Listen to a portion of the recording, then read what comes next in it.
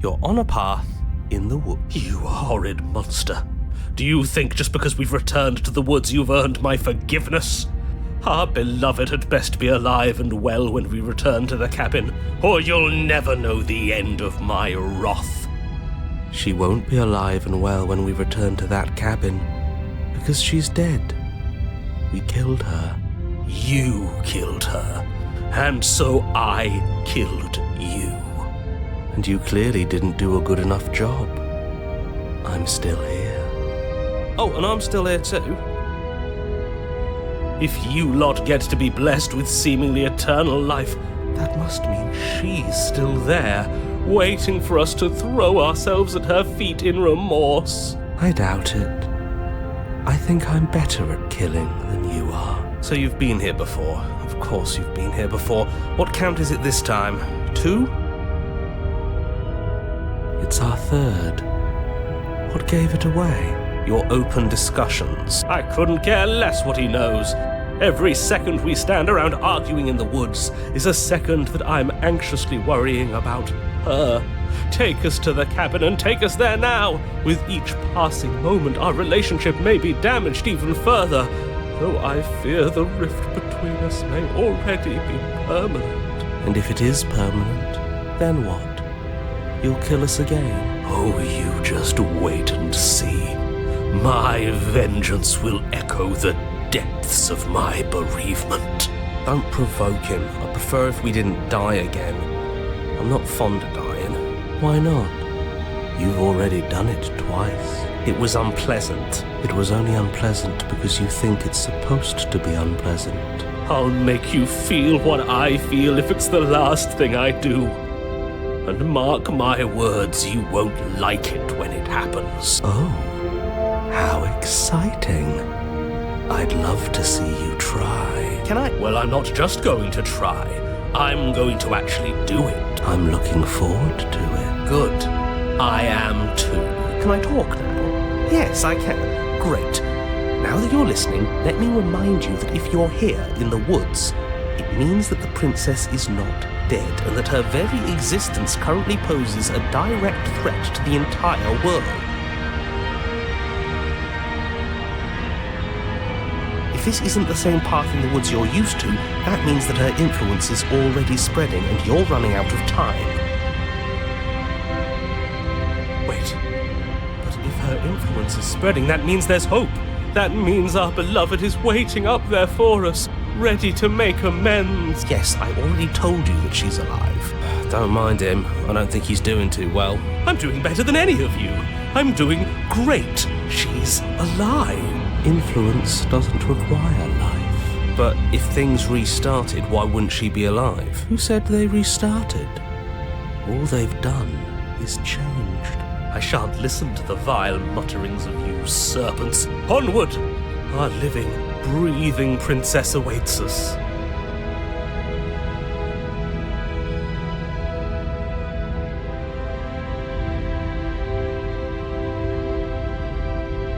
Oh, it's clear, you murderer. Though I should remind you that you're not as in charge as you seem to think you are. I'm sure his outburst last time was just a fluke. I wouldn't worry about him. Besides, if he kills us again, he kills us again. It doesn't matter. He'll tire out eventually. The flame of passion always burns out in the end. Spoken like a true cynic. Enough bickering. Just stay focused and get to the cabin.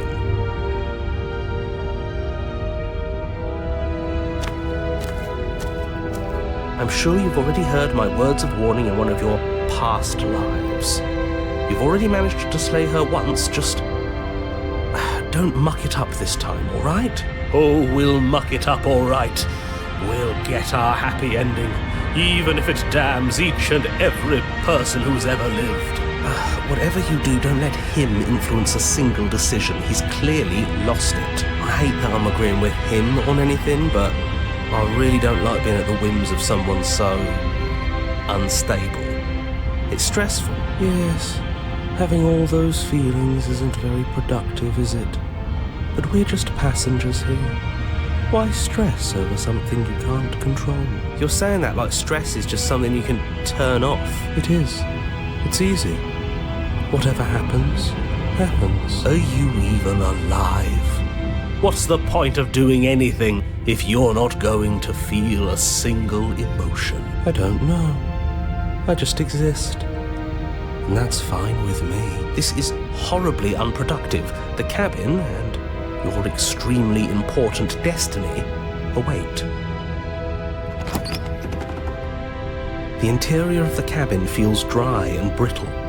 Ancient dust-covered wooden beams hold up a crumbling ceiling like mummified ribs, each elegantly carved detail of the stately building preserved in an extended stasis. Everything here has been kept safe and dry and lifeless. But you're not alone. You can feel something watching you. There is a figure faintly outlined against the dusty wood of the far wall. Is that her? Our beloved.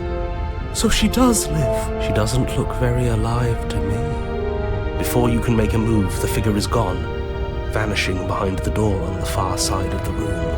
The door at the end of the room? But there isn't a door, it's just that damn mirror again. Ah, yes, the mirror. So we can see the monster we've become. If it even lets us look before it vanishes too. The mirror? Is this some kind of joke? Did you all plan this out before dying? There is no mirror. There's the door to the basement, the table, and the pristine blade. Huh. That's strange. There's supposed to be a pristine blade. Why isn't there a pristine blade? Maybe it's gone because we've already killed her with it. Perhaps it's gone because an oh-so-deserved guilt has started to worm its way into each and every one of you. Perhaps all of you do feel just as bad as I about what we've done. Though if you felt the oppressive guilt I feel, we would have manifested that weapon directly into our heart. I suppose it doesn't matter why the blade is gone, but you're going to have to find it if you're going to do this right. So why don't you march over to that door and make your way down to the basement?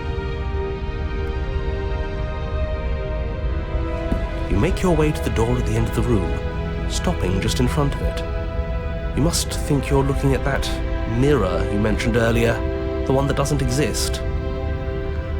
Just reach forward and open the door. It's so hazy. We should try and clean it off.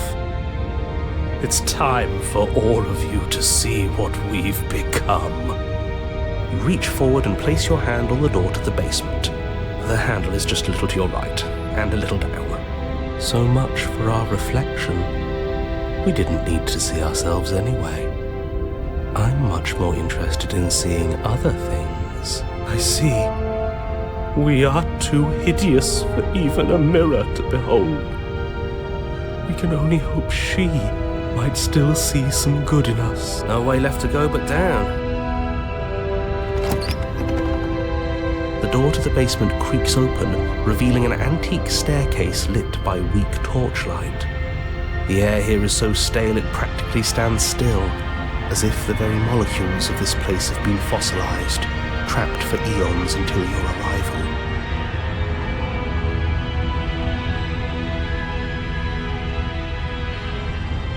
Even the blaze of the torches can't penetrate the odorless air, as if they'd run out of fuel to burn ages ago, their light still flickering more out of habit than from adhering to a physical reality.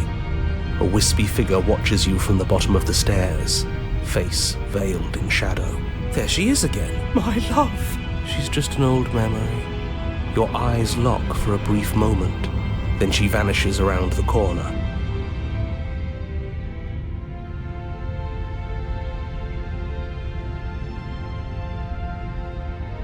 You receive no response. Do you think she's upset with us? Don't like being here unarmed after what happened last time. I feel so exposed. Of course she's livid, and with good reason. You aren't helping. Are you scared of a little ghost? What's she going to do? Look at us until we feel bad? She can look all she wants. It won't do anything.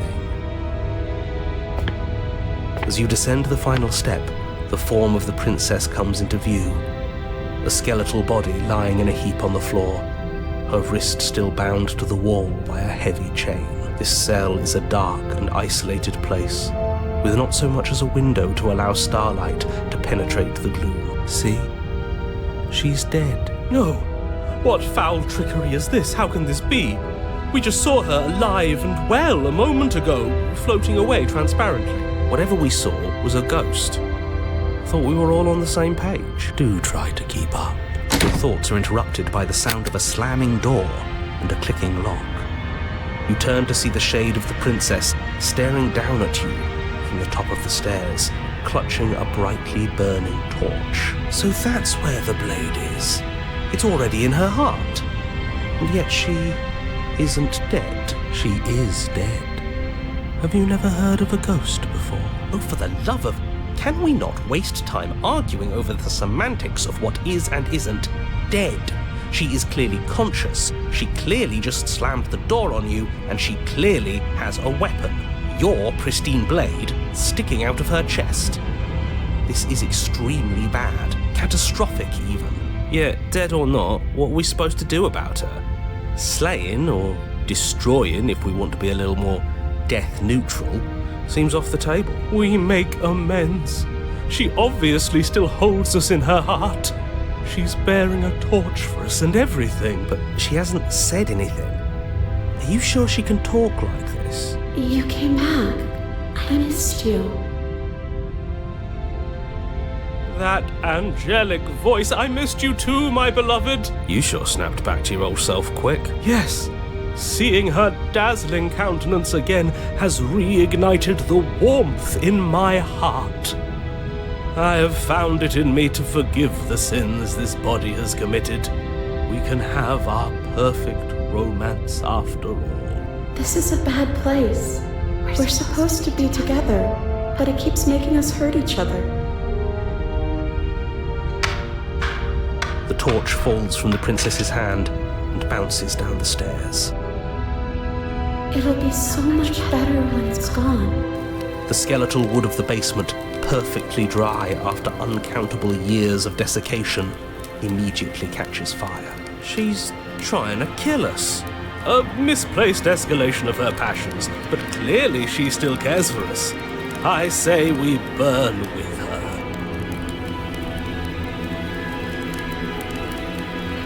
Because I want to be with you. I don't want you to leave. See? Everything's fine. She wants to be with us. Yeah, in a bad way. She just has a unique way of expressing things. The fire grows quickly, devouring the basement, dancing up the walls and painting every surface with strokes of flame. You're choked by smoke, and the air around you grows uncomfortably warm. We've never burned to death before. I wonder how it's going to feel. Bad! I bet it'll feel really, really bad. Yes, it will be terrible, so you'd better come up with something to do and fast. Your personal safety is far from the only thing she's threatening right now. I think a bit of fiery passion is good for the world. You're just trying to spoil her fun. I'm not spoiling anything. I'm trying to prevent oblivion.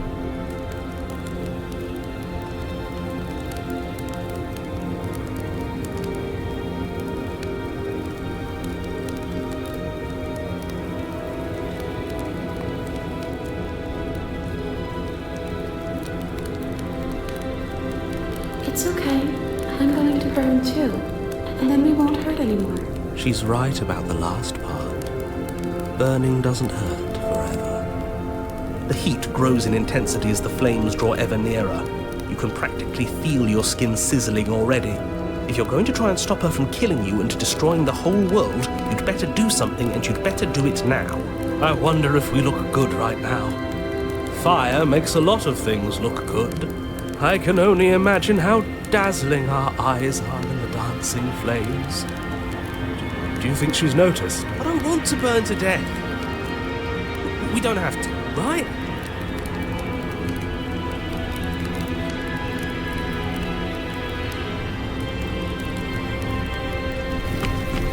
As you rush up the stairs, the entire cabin erupts into a raging inferno. You ignore the princess, throwing yourself headlong against the door, bashing at it with your clenched fists in a vain attempt at freedom. It's no use. You're stuck here. Your skin starts to bubble. As layers of you peel away into raw, seeping burns, you feel a hand on yours. You turn to see the princess, face bright and smile wide with manic affection. She clutches you close to her chest, watching with loving eyes as the flames eat you away, bit by bit. The pain is unbearable at first. Every inch of you screams as your flesh is stripped away, your muscles stiffening as they're cooked, your blood boiling in your veins. But it isn't long before the flames take your nerves, and with them, your ability to feel much of anything. See? That wasn't so bad. It was so bad. But somehow, nothing is so much worse. You'll get used to it. There are still the feelings of the heart. Those never go away. Oh, they always do in the end. You just haven't experienced enough. Eventually you'll want them to stop too. You'll make them stop. Trust me. The princess's smile never fades. Her skin peels away, and then her muscle, until all you can see is her charring skull, locked in an eternal grin. It's very romantic, really. We got our happy ending after all. We can die happy.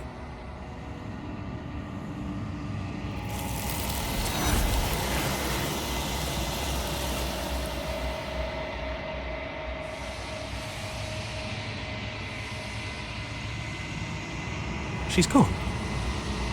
Where did she go? Should we try and find her? And there's that mirror again. Why is it here? Why now?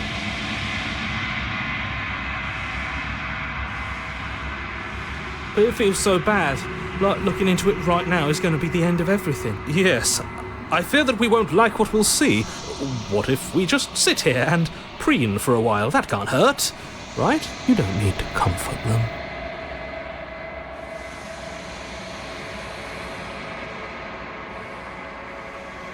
Okay. If you say so, we'll trust you. She'll be there waiting for us. I just know it. Whatever makes you happy.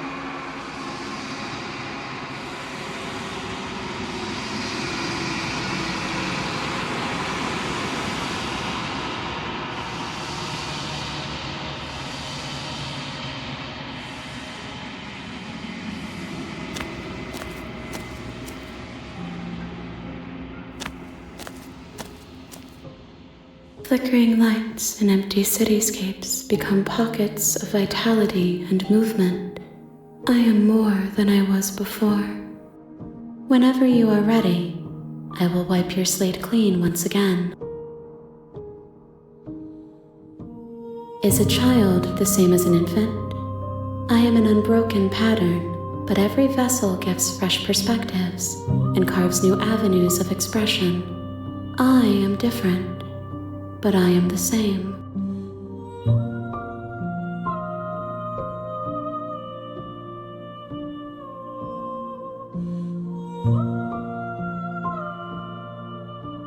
Those paths lead to worlds you've already seen, and to perspectives I have already made my own. They are useless to us now, inaccessible. The only paths of value are those that are yet untread.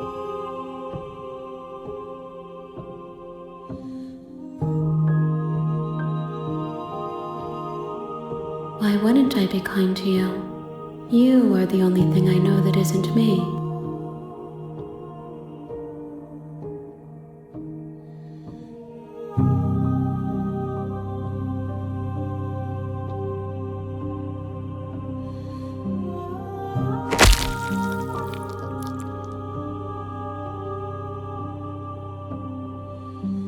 There's nowhere for you to be but here.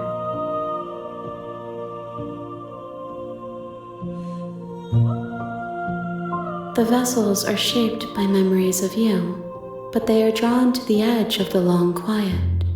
To them you are a gate to something more, but they are only thoughts and perspectives.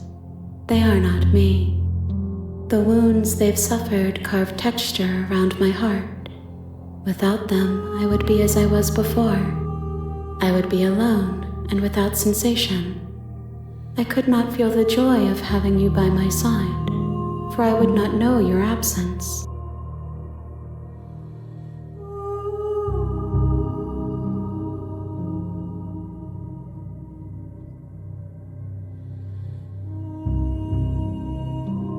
This one is passion betrayed, but even in the end, her love never faded.